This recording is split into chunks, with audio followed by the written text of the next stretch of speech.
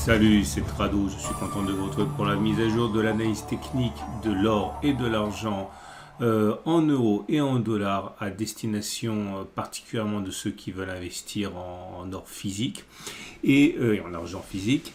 Et on va commencer comme d'habitude par les nouvelles qui montrent un changement d'état d'esprit de la part des banques en particulier.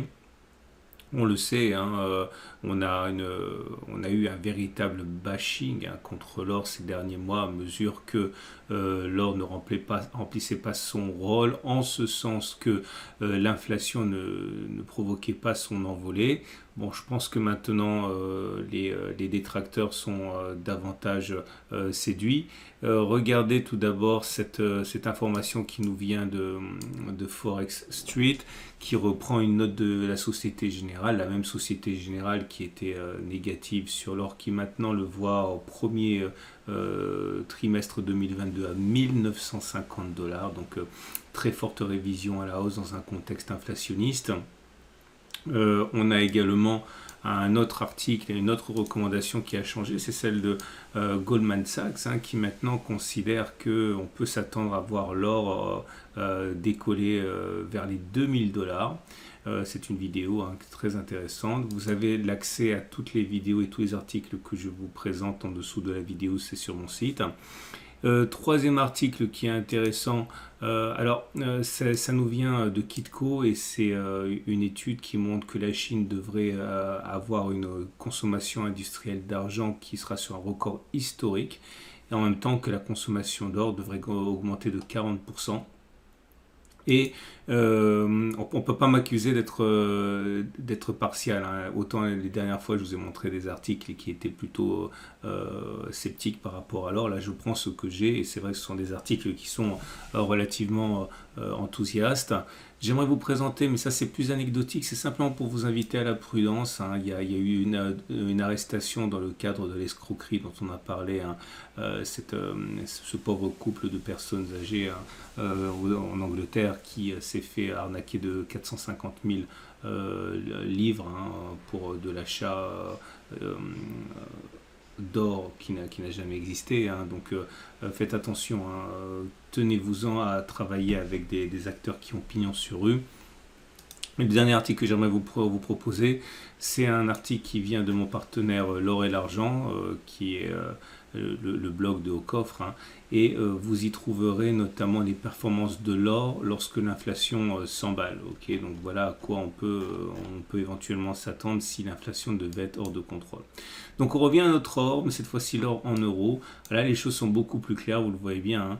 La M7 est ascendante, la M20 est ascendante, la M50 est ascendante et la M200 est ascendante. C'est-à-dire que la tendance immédiate, la tendance générale, la tendance de fond et même la tendance de long terme maintenant sont haussières.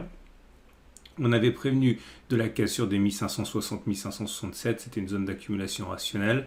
Voilà, rien que depuis, alors c'est intéressant parce que depuis que la zone a été franchie, l'or a pris 3,7%, 3,8%. Et depuis la dernière impulsion qui nous a amené sur la zone de support ici des 1473, l'or a pris 10%, 10% en 6 semaines. Et j'avais expliqué lors d'analyses précédentes que globalement on était en train d'évoluer sur l'or dans une espèce de canal comme ça, latéral, et j'avais expliqué que la cassure de ce canal entraînerait sans doute une situation plus simple. Et là effectivement vous voyez l'accélération depuis que l'on a cassé ce canal de latéralisation. Et les petits points noirs que vous voyez, c'était simplement pour vous montrer les différents points d'accumulation qu'on avait mentionnés. Autrement dit, certains supports sont encore visibles, certaines zones d'accumulation ici, d'autres ne sont plus visibles, mais elles ont existé un moment avant d'être remplacées par d'autres. En tout cas, vous voyez, on est là. Et pendant que tout le monde s'inquiétait, simplement avec une méthode très très simple d'accumulation sur le support et des résistances, vous voyez où on en est. On a vraiment eu la possibilité d'accumuler de manière, on va dire, peu onéreuse, puisqu'on est, vous savez lire, on est à 1630 $. Attention, je suis à 1630 €. Je suis pas en train de vous dire que ça va durer nécessairement, peut-être qu'on va retomber comme une pierre, mais simplement lorsque l'on retombera comme une boule de pétanque, si on devait le faire, souvenez-vous que si vous avez une conviction sur l'or, c'est plus une opportunité qu'une raison d'être apeuré. Encore une fois, à condition d'avoir des convictions de long terme sur les métaux précieux. Également à noter que la prochaine zone d'accumulation rationnelle, c'est un retour maintenant sur la zone des 1560-1567. Alors forcément, certains vont peut-être considérer que c'est lointain pour investir, 3,8%, non même 4% plus bas. Mais voilà, encore une fois, ceux qui ont accumulé sur la zone d'accumulation rationnelle précédente sont déjà, passez-moi l'expression, chargés, donc c'est pas vraiment important. Maintenant, si vous n'avez pas eu l'occasion d'accumuler, évidemment, vous pouvez accumuler déjà maintenant, mais toute ma stratégie repose sur une accumulation progressive par petite quantité. Et donc, même si vous devez accumuler un petit peu ici et assister malheureusement à une baisse plus tard, ce n'est pas grave, puisque de toute manière, toutes les zones sont bonnes à utiliser en cas d'accumulation. Et autre zone d'accumulation, en cas de clôture au-dessus des 1760 $. On m'a posé la question de savoir pourquoi est-ce que j'incitais à acheter en cas de retour support et en cas de cassure de résistance. Parce que voilà, regardez, parfois ça libère un potentiel tel que c'est valable et c'est intéressant donc d'acheter en cas de cassure de résistance parce que ça peut précéder une envolée importante. Pour l'or libellé en dollars, c'est la même chose naturellement. On a une situation qui est explosive. Là aussi, on avait dit qu'on était dans une zone de canal latéral comme ça qui devait être cassée pour entraîner quelque chose de significatif. Bon, pareil, la zone d'accumulation rationnelle a été cassée. Prochaine zone d'accumulation rationnelle, un retour sur 1829-1834 ou alors une clôture au-dessus des 1913 précédentes résistances. Là aussi, les choses se sont sérieusement améliorées en termes de tendance avec une tendance immédiate haussière, tendance générale haussière, tendance long terme haussière et tendance de fond haussière. Et pour l'argent, l'argent qui également a profité, a bénéficié d'une accélération haussière. Notre précédente zone d'accumulation rationnelle, j'avais dit, c'était en cas de résistance, en cas sur la résistance des 21,329.